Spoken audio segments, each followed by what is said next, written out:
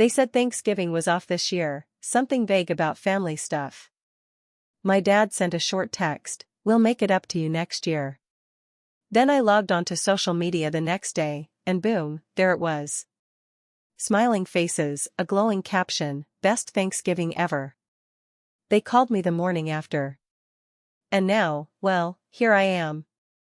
I'm Brenda, 29, and honestly, I never thought I'd be posting anything like this. Not because my family's always been smooth sailing, far from it, but because this moment hit in a way the others didn't. Something inside me shifted. Like a gear that had been stuck for years suddenly snapped into place. I could feel it.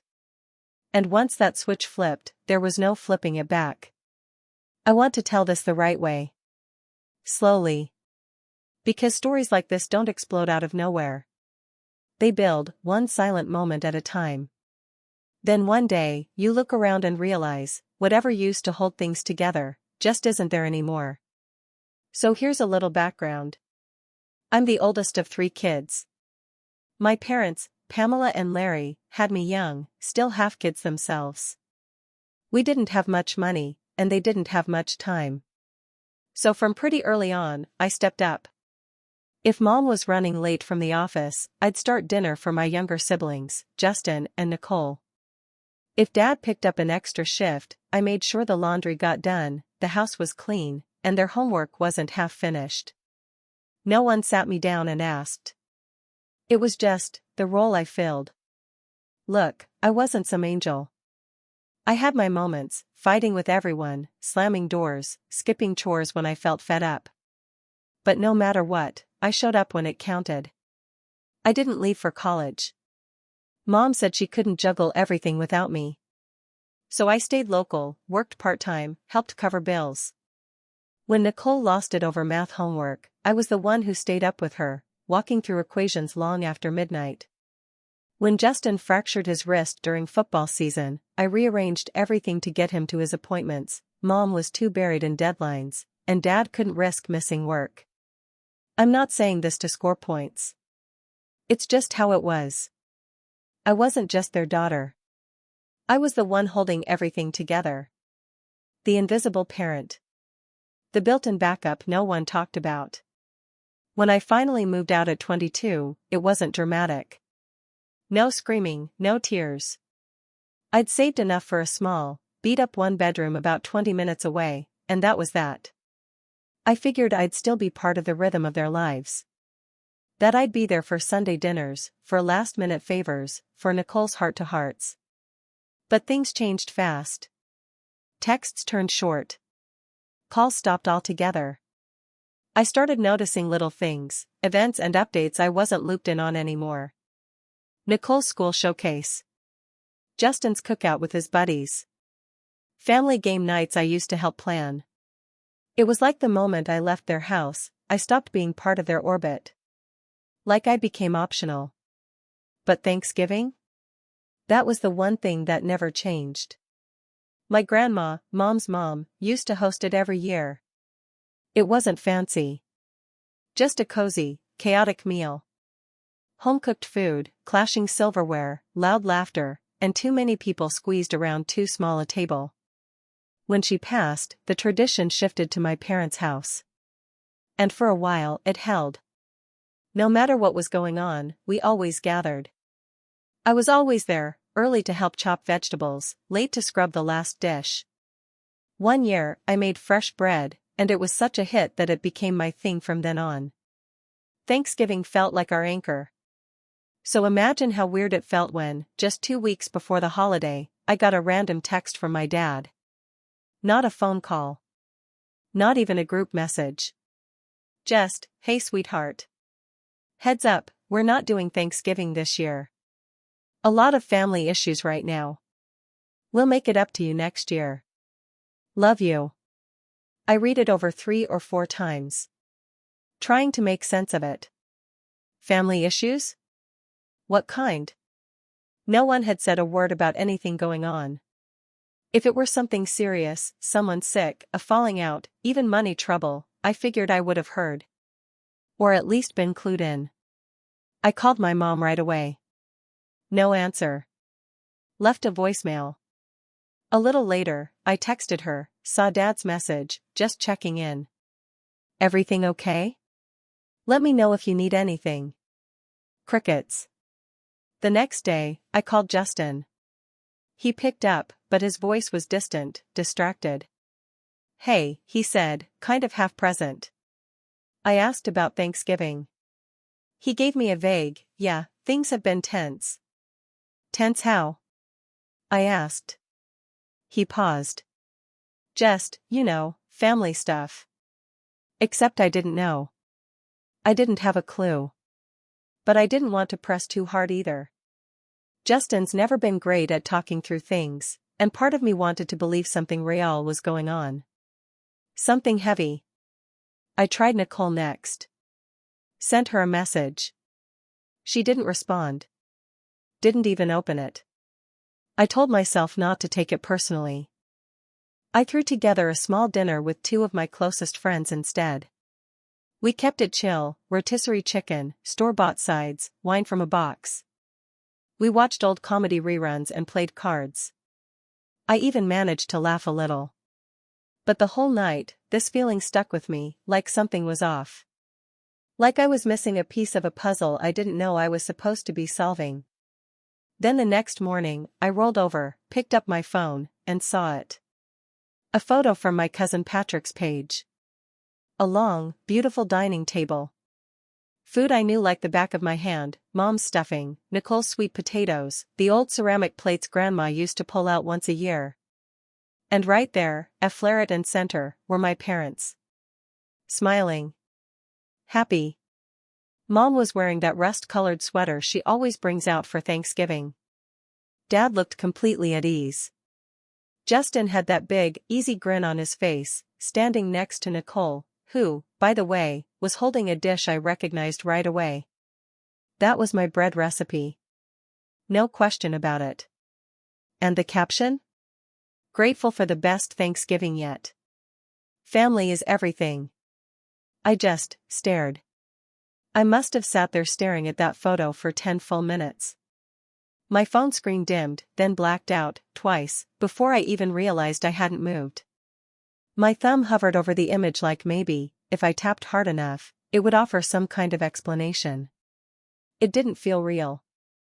For a second, I actually convinced myself it was an old post, maybe from last year, and my cousin Patrick had just uploaded it late. People do that sometimes, right? But then I spotted something in the center of the table, a small fall centerpiece Nicole had talked about just days earlier. She'd even posted a photo of it on her story. Tiny pumpkins made from cinnamon sticks, little felt leaves glued to a mason jar. I'd seen it up close. And there it was, clear as day, sitting right in the middle of that table. So no. It wasn't a throwback. It wasn't a memory. This was this Thanksgiving. The one I was told wasn't happening. I kept scrolling through Patrick's story. More pictures. More proof. One shot had everyone crowded in the kitchen, Mom and Nicole laughing over something at the counter. Dad carving the turkey like always. Justin tossing a football in the backyard with Patrick and another cousin. Then there was the group photo in flared of the fireplace, where my name used to be written on a little paper leaf that read, "Thankful for Brenda." Only this year, there was no leaf. And there was no me. That's when the cold hit. Not anger, not right away, just this hollow, frozen kind of realization. Like I'd walked into a room expecting people to greet me, and no one even looked up. I didn't say anything to anyone. I just sat there, staring at my untouched plate of breakfast while the images burned a hole in my brain. I zoomed in on the photo. Counted the chairs. There were 12. Each place set, each napkin folded, little name cards at every plate. This wasn't a last-minute thing. This had been planned, down to the damn menu board Nicole likes to make every year. They didn't forget me. They removed me. My friends noticed something was off right away. I brushed it off, told them I felt sick, too much pie the night before, I said. But they weren't buying it. I could feel their eyes on me, the quiet concern they didn't want to say out loud. I kept trying to play it cool. I cracked jokes, kept the conversation light, tried to ignore the knot twisting deeper in my gut. But the more I sat with it, the more things started clicking into place. Justin's awkward tone on the phone. Nicole never responding to my message. That short, vague text from Dad. This wasn't a sudden change of plans. This whole thing had been built around me not being there. And the worst part? I had no clue why. I checked my phone constantly that day. Waiting. Hoping someone, anyone, would say something. That Mom would call with some clumsy excuse, that Nicole would at least text a quick, "Sorry, it happened fast." Anything. But nothing came. Not even a like on the picture I'd posted from my quiet little friend Thanksgiving the night before. Just silence. That night, I lay awake in bed, my mind running laps. I kept thinking back over the past year, trying to figure out if I'd missed something. If I'd done something. Was it because I didn't lend them money back in the spring when Dad hinted at needing help with the car? Or maybe when I said no to dog sitting over the summer while they went on their lake trip? I told them I had a deadline. Mom sounded annoyed at the time, but she never mentioned it again. At least, not to me. I tried not to spiral, but my brain wouldn't stop circling. I kept thinking, there has to be an explanation. There has to be. And then the next morning, my phone rang. It was my dad. I stared at the screen, his name glowing back at me. My thumb hovered over the green button. Let it ring once, twice, 3 times. I thought about ignoring it. Sending it to voicemail. But curiosity won. I picked up. "Hey, sweetheart," he said, bright and casual, like nothing had happened. "Hope you had a nice Thanksgiving." That's when it hit me, he wasn't calling to explain. He was calling to pretend. To act like everything was fine. Like the past 2 days hadn't happened. I sat there, phone to my ear, stunned. Listening to his cheerful voice like he hadn't just erased me from something that meant the world to me. "Yeah," I said quietly, keeping my voice steady. "I had a good Thanksgiving." He gave a satisfied little hum. That's good, that's good. We were thinking maybe we could all grab dinner next week, make up for the change in plans." Change in plans. My chest tightened, but I didn't let it show. I'd learned a long time ago not to show my pain around them. That just led to condescending lines like, "You're overreacting," or "You always take things too personally." So I took a slow breath and asked, as casually as I could, "Everything okay at home?" "You mentioned family issues?" There was a pause. Just long enough to feel staged. Dad said, chuckling a little, "Just some tension with your aunt and her boys. We didn't want to deal with all the drama, so we kept it simple this year. Just immediate family." The words hung there, heavy. "Immediate family," I repeated. "Exactly," he said, without a hint of hesitation. "We figured it was for the best. Kind of came together last minute," Dad said. In the background, I could hear voices, people laughing, cabinet doors opening, and then Mom calling out something about putting leftovers away. It sounded warm. Comfortable. Like a house that had been filled with food and people and joy. I wasn't there. And they didn't miss me. I nodded slowly, even though he couldn't see me. "Got it." He kept going, like this was just another ordinary call. "I'll check in with your mom about dinner next week. We'll find a time that works. Don't be a stranger, okay?" "Sure," I said flatly, and ended the call before he could tack on anything else. Then I just sat there, phone still in my hand. This wasn't some mix-up. It wasn't about avoiding drama with extended relatives. It was me. They had deliberately left me out. And now they were trying to patch it over with a casual dinner at some chain restaurant. Like that would smooth things over. That's the thing with my parents. Their love always had terms. When I did things for them, helped with taxes, watched their dog, ran errands, they were warm, generous, even affectionate.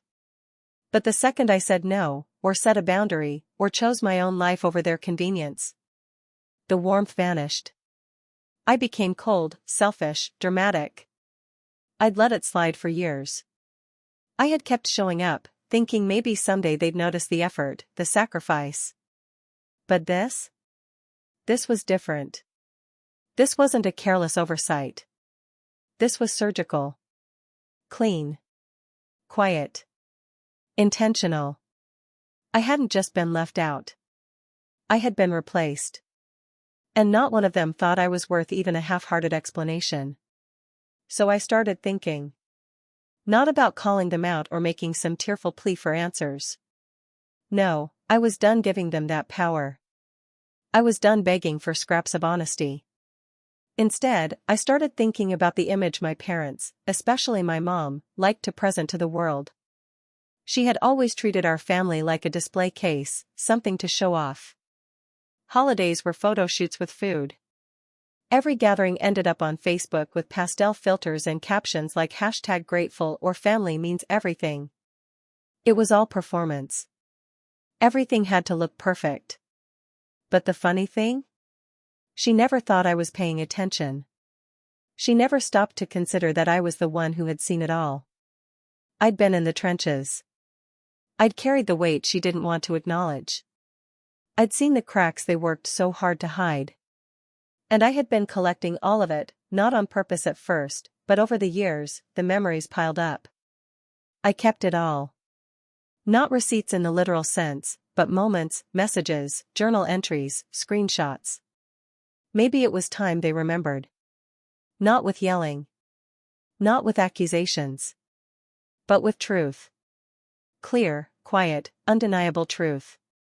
I opened my laptop. An idea I'd shelved years ago suddenly felt alive again, an idea that had been waiting patiently for its moment. Back when I was in school, I'd started writing personal essays, just reflections, stories, observations from growing up in a house that looked like a family but functioned like a hierarchy. I wrote about being the oldest. About being the helper. About how love in our house felt earned, not given. I'd never shown them to anyone. But I always knew, someday, I might. I opened the folder, untouched for years. I started reading. And something inside me shifted. For the first time in a while, I didn't feel invisible. The sadness, the gut punch of being left out, began to melt. What replaced it was clarity. This wasn't just about Thanksgiving. This had been happening for years. I'd been overlooked, undervalued, and quietly pushed aside every time I stopped serving a purpose. And now they thought they could do it again, in silence. They were W. Larrig. I wasn't going to scream about it. I was going to document it. So over the next few days, I ignored every message from Mom. She finally texted Sunday night. Not to say sorry. Not to bring up Thanksgiving. Just, thinking of doing Christmas cookie tins again this year. Any flavor requests? Classic. Sweet. Polished. Completely detached from what had happened. Like she hadn't just iced me out of the most meaningful family tradition we had. It was her way of seeing if I'd play along like always, fall right back into line, smile for the camera, act like everything was fine. But I was done playing the part.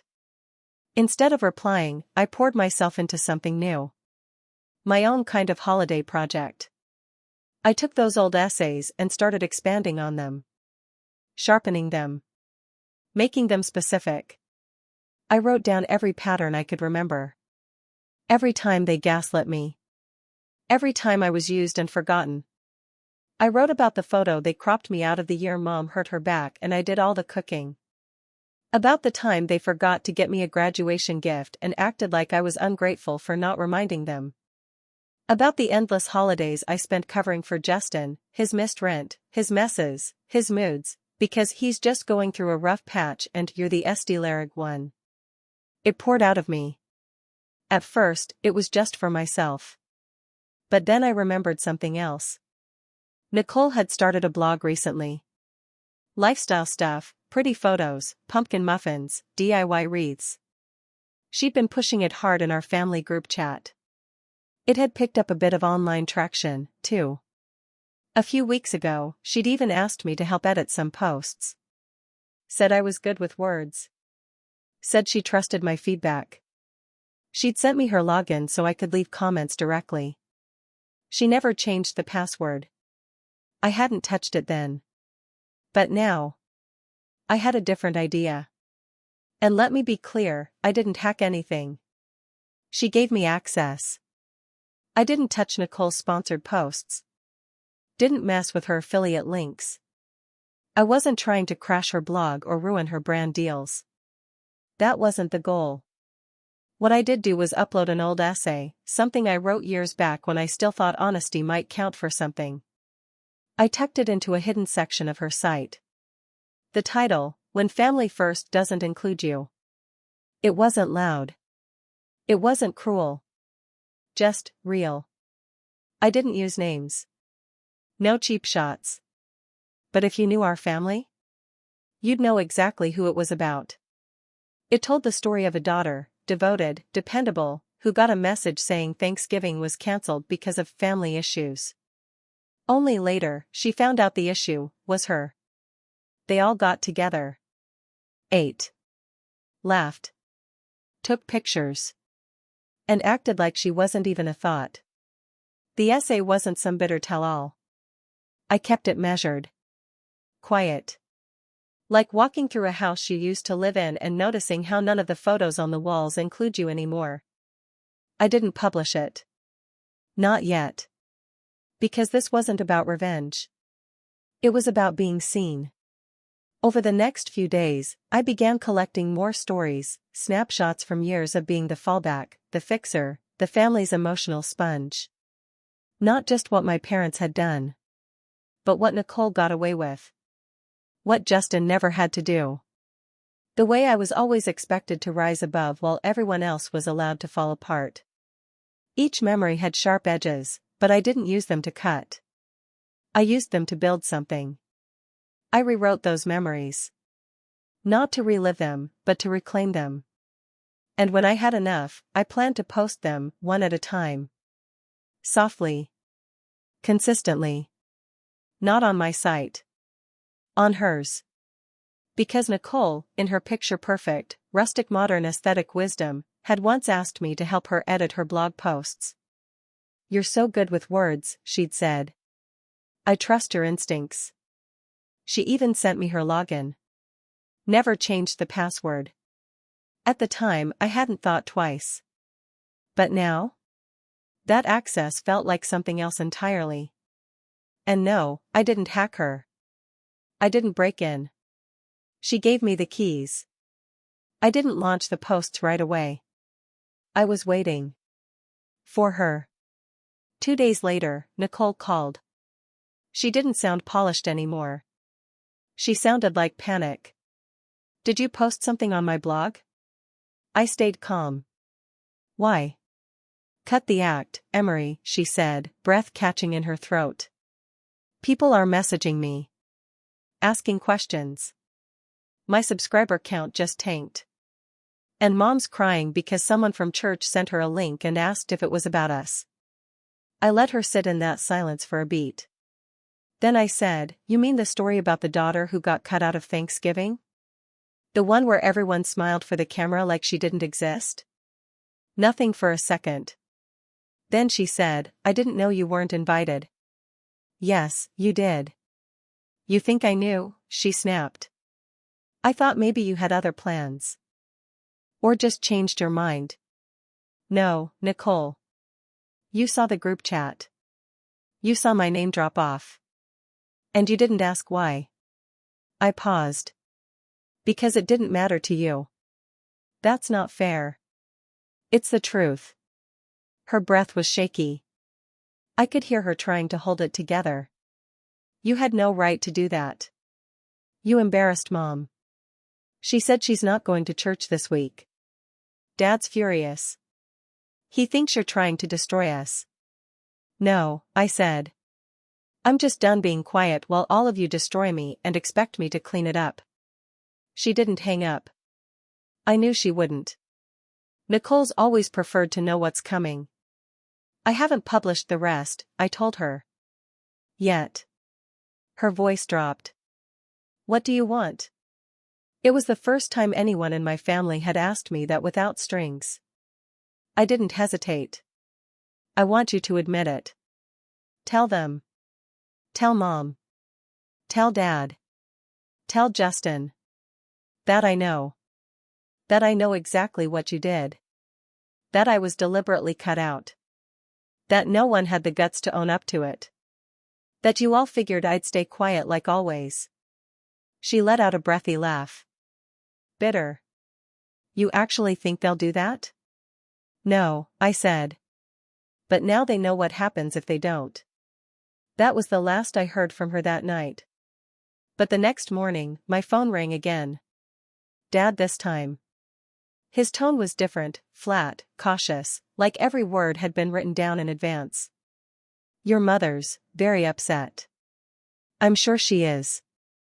We didn't mean to hurt you, he said. It just felt like the simpler option. We figured you'd be okay with it. I waited. For a real apology. For anything sincere. It never came. So I said, then I guess you can't be surprised I stopped protecting your version of the story. He didn't argue. Just sighed. We'd like to meet. Talk it through. Face to face. And that's when I understood what had really changed. They weren't calling because they were sorry. They were calling because the picture cracked. And now they were afraid people might see what's underneath. I agreed to meet them, but on my terms. Neutral ground. Public place. No surprises, no setups. Just the three of us at a quiet cafe with average coffee and nowhere to hide. When we finally sat down, I didn't raise my voice. Didn't get emotional. I let them speak first. Mom kept tugging at the sleeve of her sweater, like it might help her find the right words. I want you to understand, we never meant to leave you out, she said. It just felt like there was so much tension this year. And you, well, you've always been a little more sensitive to that kind of energy. I didn't flinch. I just looked her dead in the eye. You didn't even ask me. She didn't deny it. Just looked down. I'm not here to rewrite history, I told them. And I'm done being the one who smooths things over. If I'm part of this family, then I get treated like it. If I'm not, then stop pretending I am. Dad didn't say much. Just clenched his jaw and looked away. And for once, they didn't argue. They didn't rush to defend themselves or twist the story back into their version. They just sat there. Uncomfortable. Silent. But they listened. And that silence, awkward as it was, felt like the most honest thing we'd shared in a long time. They weren't falling over themselves with apologies. That's not who they are. But something in them shifted. Maybe not enough. But something. We left that cafe with a few agreements. Boundaries.